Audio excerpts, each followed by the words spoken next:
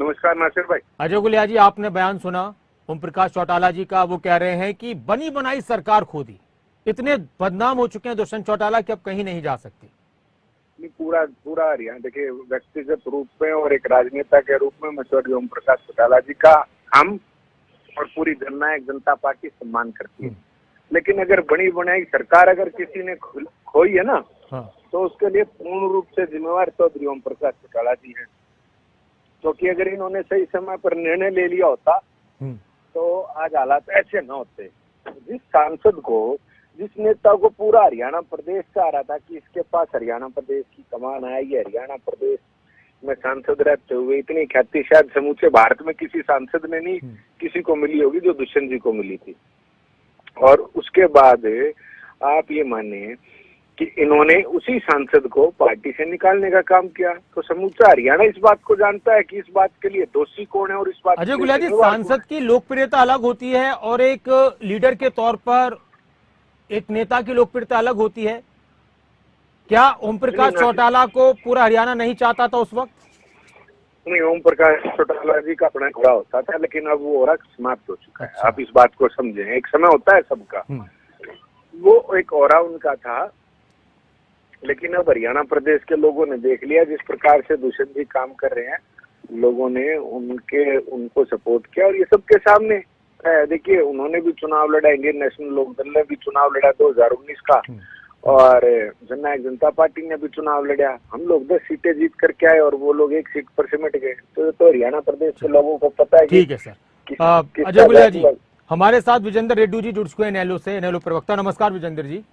नमस्कार विजेंद्र जी, ओम प्रकाश चौटाला जी का बयान वायरल हो रहा है, इस वक्त काफी चल रहा है कि दुष्यंत चौटाला ने बनी बनाई सरकार का नुकसान उन्होंने किया, लेकिन इसका हमें फायदा मिला, इतने बदनाम हो चुके हैं। तो गुलिया जी कह रहे हैं, अजय गुलिया जी, कि ये फैसला तो ओम प्रकाश चौटाला को लेना था, वो सही वक्त पर सही फैसला लेते तो सही कुछ होता। अब ओम प्रकाश चौटाला का वो ऑरा नहीं रहा जो पहले कभी हुआ करता था। दुष्यंत चौटाला को सब पसंद करते थे, तो उनको उनके हक में फैसला करना था। उस वक्त नुकसान ओम प्रकाश चौटाला जी ने किया है। हाँ, नहीं नासिर जी, ओम प्रकाश चौटाला जी ने नहीं किया। ओम प्रकाश चौटाला जी बहुत ही अनुशासन प्रिय व्यक्ति हैं और हमेशा अनुशासन के नाम से वो जाने जाते हैं। चाहे प्रशासनिक अनुशासन की बात हो, चाहे संगठनात्मक अनुशासन की बात हो, और चाहे पार्टी के संगठन के अनुशासन की बात हो, अनुशासन प्रिय बोल रहे हैं और अनुशासनहीनता कभी उन्होंने पसंद नहीं की। कहीं ना कहीं जो 2017 में हुआ था गोहाना की रैली में, उससे पहले लगभग 2 साल से ऐसी घटनाएं चल रही थी जिसमें अनुशासनहीनता प्रकट होकर के सामने आ चुकी थी। और गोहाना वाली रैली में बिल्कुल अति होगी, जहां हुटिंग हुई। जब एक पार्टी सुप्रीमो उसके सामने हुटिंग हो जाती है तो उसमें किसी विशेष व्यक्ति का नाम लिया जाता है कि भाई इसके फॉलोवर जो है हुटिंग कर रहे हैं, और हुटर जो है ना एक डिमांड करते हैं कि भाई दुष्यंत चौटाला जी को मुख्यमंत्री बनाया जाए, तो उससे वो बिल्कुल क्लियर होगा। तो ये तो जनता की आवाज हो सकती है ना उस वक्त, अगर नौजवान कह रहे हैं कि उनको मुख्यमंत्री बनवाए, उनको पार्टी का जिम्मेदारी दी जाए, उनको मुख्यमंत्री का ऐलान होना चाहिए उनके लिए। उस टाइम ये आ गया था कि भाई ऐसा किए बगैर चौधरी ओम प्रकाश चौटाला अपना फैसला नहीं बदलेंगे, हमें ऐसा कुछ करके दिखाना पड़ेगा। लेकिन क्योंकि चौटाला साहब अनुशासन को बहुत चाहते हैं, इसलिए उन्होंने अनुशासनात्मक कार्रवाई की, क्योंकि हाथ ऐसे बना दिए गए थे कि उनको अनुशासनात्मक कार्रवाई करने के लिए मजबूर होना पड़ा। अन्यथा 2019 में हमारा राज होता है, इसमें कोई संदेह नहीं है। अजय गुलिया जी। नासिर भाई, चौधरी ओम प्रकाश चौटाला जी हमेशा एक बात कहते थे, नगाड़ा है खलक, आवाज है खुदा। लोगों ने आवाज लगा दी थी और फिर फैसला, ये फैसलों के पीछे कुछ चाटुकार किस्म के लोग थे जो, लेकिन वो ये कह रहे हैं कि वो आवाजें प्लांटेड थी, वो जानबूझकर कुछ आवाजें लगवाई गई थी। नहीं, एक बात ये मुझे बताएं, कोई आवाजें प्लांटेड हो सकती है क्या? क्या बिल्कुल आप जनता को प्लांट कर सकते हो क्या? लाखों लोगों को आप प्लांट कर सकते हो क्या? जो 17% वोट आए हैं, इसको आप प्लांट कर सकते हो क्या? नासिर जी देखिए, उस रैली में मैं खुद स्टेज के ऊपर था और मैं जो है ना उस टाइम पार्टी का स्टेट प्रेसिडेंट, डिस्ट्रिक्ट प्रेसिडेंट था मैं पार्टी का, और स्टेज के ऊपर था जब ये सब कुछ ड्रामा चल रहा था। वहाँ पर एक बीएसपी के लीडर थे, उन्होंने यहाँ तक भी कह दिया था भाई लेकिन आप दोनों को अफसोस है इस चीज का कि सरकार आपकी होती, इनेलो की होती। बिल्कुल 100% इनेलो की होती, इसमें कोई संदेह नहीं। तो और उसमें डिप्टी सीएम ओपी क्या चौटाला सीएम जी भी की बन तरफ जाते। से भी कुछ कमी रह गई फैसला लेने में? नहीं, ओम प्रकाश चौटाला जी ने बिल्कुल सटीक फैसला लिया और यही फैसला लेना बनता भी था, क्योंकि अगर ऐसे जब घर में इतनी बड़ी फूट हो जाए और फिर उसका कोई क्लियर डिसीजन ना हो तो कहीं ना कहीं उसका बड़ा खामियाजा भी भुगतना पड़ सकता है, ठीक। पड़ सकता था, ज्यादा ज्यादा बड़ा खामियाजा भी भुगतना पड़ सकता था, क्योंकि फिर टिकट वितरण पर विवाद होता, फिर आगे विवाद होता। जब सुप्रीमो के आदेश के अनुसार जब पार्टी नहीं चलती या उसमें फूट पड़ जाती है, जैसा आज कांग्रेस में चल रहा है, तो वहां डिसीजन लेना जरूरी होता है और ओम प्रकाश चौटाला जी ने सही समय पर सही डिसीजन लिया। और अजय ये गुलिया कोई जी, बात कुछ नहीं, चलो ऐसा भी कुछ हुआ है कि ये बात कहनी पड़ रही है ओपी चौटाला जी को कि अगर कभी आएंगे भी तो आने नहीं दिया जाएगा, सारे रास्ते बंद हो चुके हैं इनेलो में? नहीं, देखिए, मैं आपको चर्चा की शुरुआत में भी कह चुका हूँ कि ऐसी सोच, मैं कह रहा हूँ अब इंडियन नेशनल लोकदल पार्टी तो सबके दरवाजे जा चुकी है, सबसे गठबंधन की कह चुकी है, सबसे बातें कर चुकी है। ये पहले कहते थे कि सॉरी भूपेंद्र सिंह हुड्डा ने जेल कराई है और इस प्रकार के इल्जाम लगाते थे, आज वहीं बैठे हैं, वहीं गठबंधन करना चाहते हैं, तो इसका मतलब पहले झूठ बोलते थे, क्या बोलते थे ये लोग इनकी। लेकिन वो हुड्डा पर भी निशाना साध रहे हैं कि भूपेंद्र सिंह हुड्डा ने सबसे ज्यादा सत्ता का दुरुपयोग किया है। मैं नासिर भाई आपको बता तो रहा हूँ, इनके देखिए, मुझे कहते हुए दुख हो रहा है, अब इनके पल्ले कुछ बचा नहीं है, इंडियन नेशनल लोकदल के पल्ले कुछ इनसे सारे बयान वो ये कहना चाह रहे हैं कि पल्ले कुछ नहीं बचा, और ये भी शायद आप कहना चाह रहे हो अजय गुलिया जी कि सुर्खियों में रहना चाह रहे हैं इस वक्त। नहीं, बिल्कुल इसमें कोई दो राय जी नहीं। विजेंद्र रेड्डी जी तो बयानबाजी से सुर्खियों में रहना चाह रहे हैं।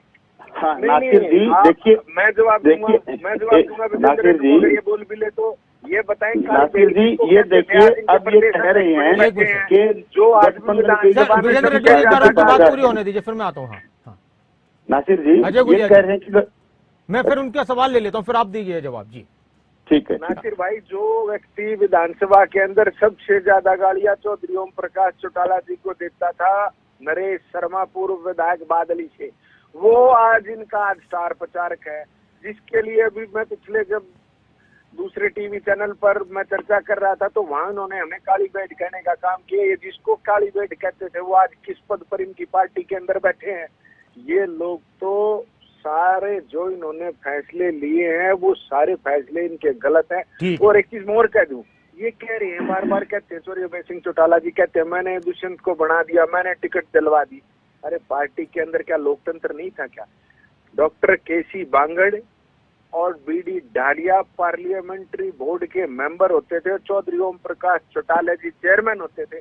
अभय सिंह चौटाला ने किस कैपेसिटी में टिकट दे दिया भाई? ठीक है सर। जी विजेंद्र रेड्डी जी बस आखिरी एक तो जो है ना, अगर दे दिया तो पार्टी में लोकतंत्र नहीं था। ठीक है अगर दे दिया तो पार्टी में लोकतंत्र नहीं था। एक तो जो है ना नासिर जी, अगर यही बयान जो अजय गुलिया जी ने अभी कहा है, केसी बांगड़ जी थे, डालिया जी थे, और थे जितने भी थे, अगर यही बयान दुष्यंत चौटाला जी दे दें कि मेरे सांसद बनने में अभय सिंह का कोई रोल नहीं रहा, उन्होंने मेरी कोई मदद नहीं की, उनका कोई सहयोग मेरे को नहीं मिला, तो हम उसको मान लेंगे। खुद दुष्यंत चौटाला जी बार बार कह चुके हैं ये बात कि मेरे को सांसद बनवाने में अभय सिंह चौटाला का बहुत बड़ा योगदान। नंबर एक बात। नंबर दो बात ये कहते हैं कि कांग्रेस से गठबंधन करने के लिए तरस रही है इन्हें लोग। 2019 में जब इनकी 10 सीट आई तो ये इन्होंने खूब चक्कर काटे और बड़ा निवेदन किया कांग्रेस को कि हमारे साथ गठबंधन कर लो, हमारी कुछ बातें हैं उनको मान लो, जिसकी वीडियो वायरल हो रही है दिग्विजय चौटाला के बयान की बार बार, ये भी आंकड़ों के साथ और प्रूफ के साथ है। ये बात तो है गुलिया जी, इस पर क्या प्रतिक्रिया है कि दिग्विजय चौटाला कह रहे थे कि हमने तो कांग्रेस के सामने भी अपनी बात रखी थी, कांग्रेस ने हमारी शर्तें नहीं मानी, तो आप भी तो चाह रहे थे कांग्रेस के साथ गठबंधन करना। देखिए नासिर भाई, मैं आज स्पष्ट कर दूं, दोबारा स्पष्ट कर दूंगा उस चीज को, जब भी कहेंगे मेरी बात हो ही रहेगी। हमारी शर्त एक ही थी, हमारा मैनिफेस्टो, हमने कहा था जो इसको पूरा करेगा हमारे 10 विधायक उसको समर्थन देने का काम करेंगे। चाहे उसमें 75% रोजगार देने की बात थी युवाओं को, चाहे उसमें आधी आबादी को चुनाव लड़ने की आरक्षण देने की बात थी, चाहे बीसी को 8% आरक्षण देने की बात थी, चाहे 33% महिलाओं को राशन डिपो में। लेकिन अजय गुलिया जी बात यह है कि अगर जेजेपी कर सकती है कांग्रेस के साथ गठबंधन, बीजेपी के साथ या कांग्रेस के साथ करना चाहती तो इनेलो क्यों नहीं कर सकती आने वाले वक्त में? नहीं, मैं तो हम तो ये अपने विचार इनके हैं, अपने आप स्वतंत्र है। मैं तो इनकी बयानबाजी को लेकर के कह रहा हूँ। एक प्रश्न और पूछिए इनको कुछ याद नहीं रहता। हाँ पूछे, आप डायरेक्ट पूछिए, आप खुद पूछिए ना सर, आप साथ में हैं। हाँ हाँ अजय जी आपसे पूछ लेता हूँ, चलो उनकी परमिशन के साथ है। अभी हरियाणा के मुख्यमंत्री का बयान आया था कि हरियाणा में भाजपा की सरकार है, हमने जेजेपी की कोई बात नहीं मानी, और चाहे आदमपुर के चुनाव में था आपका फोटो तक लगाया गया था, फोटो के लिए विवाद किया आपने, दिल्ली में मीटिंगें बुलाई और कहा कि हमारा अपमान हुआ है, हम इलेक्शन में प्रचार नहीं करेंगे, अपना कैंडिडेट उतारेंगे। उसके बाद फिर आप प्रचार में चले जाते हैं बगैर बुलाए। इससे बड़ा और क्या अपमान हो सकता है किसी पार्टी का? और इससे बड़े कहीं ना कहीं आपके साथ बात वो हो चुकी है कि घर का धोबी का न घाट का, ऐसी हालत क्या बनी हुई नहीं है जो वास्तव में इस्तेमाल मत कीजिए, वो बीप भी नहीं कर सकते हम ऑनलाइन जी। नहीं, हम ये कहते हैं कि भी ये आज के दिन न इधर के रहे न उधर के रहे, न भाजपा को छोड़ सकते हैं न उनके साथ रह सकते हैं। वो आपकी मर्जी, आप कुछ कहें, लेकिन कहावत भी हमें थोड़ा जी रहना चाहते हैं। अजय गुलिया जी, मेरा भाव ये है भाई, नासिर भाई, मैं एक चीज कहना चाहता हूँ कि मुख्यमंत्री जी ने क्या कहा वो तो भारतीय जनता पार्टी का कोई प्रवक्ता स्पष्ट करेगा, लेकिन मैं एक चीज जरूर कह देता हूँ। नहीं, वो तो बयान आया भाई सबके सामने और बार बार वीडियो वायरल हो रही है वो। अरे मैं जवाब दे रहा हूँ उसका। उन्होंने ये भी कहा कि हम सरकार में सहयोगी हैं, हमारे कोटे से 3 मंत्री हैं, दुष्यंत जी पर। लेकिन अजय गुलिया जी, मैं ना एक खबर आ रही थी, मैं उस पर ले लेता हूँ। आज कैप्टन अभिमन्यु का एक बयान आया है कि हम 10 की 10 लोकसभा सीटों पर कमल खिलाएंगे। नासिर भाई, वो 10 की 10 सीटों पर कमल खिलाने के चक्कर में है और हम 2024 में दुष्यंत जी को मुख्यमंत्री बनाने की बात कहते हैं। आप इस बात को समझें जी। हर राजनीतिक दल की विस्तारवादी सोच होती है। वो भारतीय जनता पार्टी की भी है। उनकी सोच ये होगी कि अगर अलग चुनाव लड़ेंगे, गठबंधन में चुनाव लड़ेंगे, ये भविष्य के गर्भ में है, ये कोई कह नहीं सकता। लेकिन ये जो लोग ओम प्रकाश चौटाला जी हर 6 महीने, लेकिन ऐसा लगता है अजय गुलिया जी कि भविष्य में गठबंधन में चुनाव लड़ने की संभावना बहुत कम है। नहीं देखिए, ये तो संभावनाओं का खेल है, ये तो संभावनाओं का खेल है। भविष्य में क्या होगा क्या नहीं होगा ये तो ना सिर्फ भाई संभावनाओं का खेल है। लेकिन आज गठबंधन पूर्ण रूप से मजबूत है और हरियाणा की प्रगति उन्नति के लिए गठबंधन मजबूती से काम कर रहे हैं। चलिए, बहुत बहुत शुक्रिया विजेंद्र रेड्डी जी, अजय गुलिया जी, खबरों अभी तक के साथ जुड़ने के लिए।